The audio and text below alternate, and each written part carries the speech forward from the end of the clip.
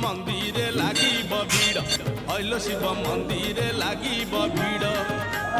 राति पाहिले जागर शिव मंदिर लागिब भीड़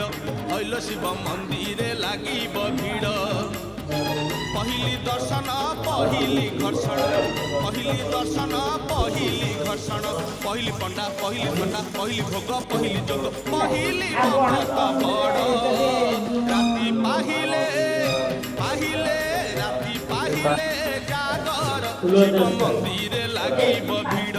हईल शिव मंदिर लागिब भीड़।